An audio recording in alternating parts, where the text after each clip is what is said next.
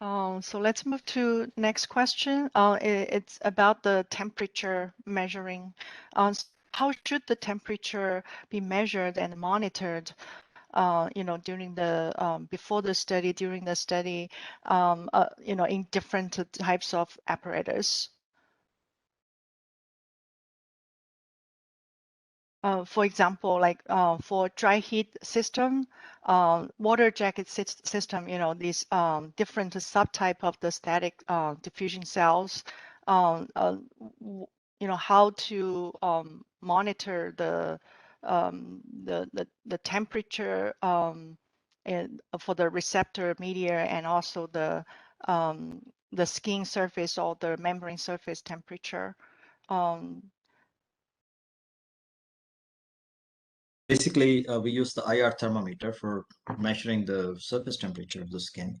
And receiver medium, we could use thermocouple just to monitor the temperature, during the studies as well. And then again, for monitoring the skin surface temperature, we use the IR thermometer as well, even during the study as well as towards the end of the study. So that's the way we do, because it is mostly the transdiffusion cells, that we use in our studies.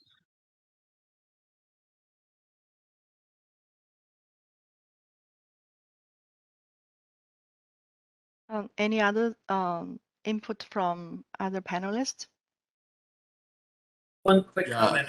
A lot of times users will find by whatever means that they are having a temperature deviation from for certain cells. And as the point has been made throughout these couple of days here, the systems need to be maintained properly. Tubing needs to be replaced if it's not kept clean. A lot of times when water is supplied from heater circulator to the heating jackets of front cells, if any of those tubes are occluded for any reason, bacteria or other things build up in there, you won't have proper flow to the cells. So the system needs to be maintained all the time. And generally, if that's done, but you need to set your heater circulator temperature a little higher than what you want to have at the membrane. But if your equipment is in good working condition, stable temperature would be maintained. I think, Luke, that you're raising your hand. You'd like to say something, but you have to unmute yourself. Yes, I want to explain how we do the temperature sensor. For the cell, we insert a temperature probe into the cell, right in contact with right under the membrane.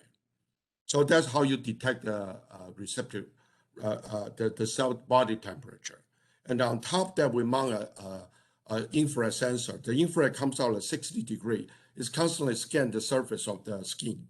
So then after that, we take the reading, we average the number to tell the skin temperature. So it's constantly. So you will give the temperature entirely run. The whole run from the beginning, that anytime you want to check temperature, the computer will sample the temperature. So especially when you do the media replacement, so when the media is complete drained out from the cell, that the sensor detect nothing. So you only give the cell temperature. From there, you can detect if the sensor is working properly or there's a sensor problem. So that's how we constantly to check. That's in the program. I'm engineer. I'm a mechanical engineer. So we design those apparatus and we know how to put the sensor in. So that's why I want to explain how we do that. Do the detect temperature detection for the in the cell and on the surface of the membrane. Okay. So Yes, go sir. ahead. So this is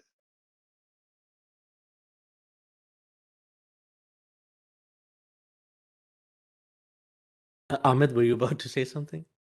yes. So I just want to say that Dr. Luke showed an excellent example of changing the temperature measurement here from an subjective method that we use the infrared thermometer and how the operator is centering the infrared beam to which part of the cell to be more objective in his instrument. So his instrument now can measure the temperature of the donor, temperature of the receptor solution continuously during the test and before the test, and he has some sort of validation. So this is what I meant by changing the operation, a lot of steps from subjective to objective. So thank you for this. It's just agreeing to what I have described. So, I think when we talk about temperature, though, for me, the one critical place where the temperature should be monitored is the skin surface or the IVRT membrane surface. And in my mind, the key components are the system gets equilibrated.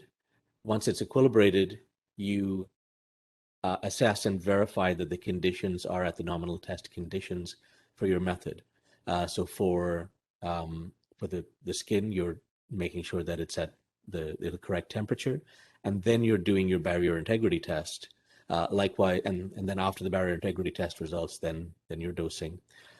You can verify that, and the convenience of the infrared thermometer is that you can verify that constantly, to make sure that you're at equilibration, to make sure that you're still at equilibration before you dose.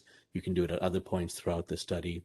As part of that initial qualification of the apparatus, it is helpful to just know that once your diffusion cell is at equilibrium, that it can sustain and stay at equilibrium. And once that's qualified, that's one way where you can have some assurance that once you're at those nominal conditions, that your system hopefully doesn't have substantial influence or variation in it.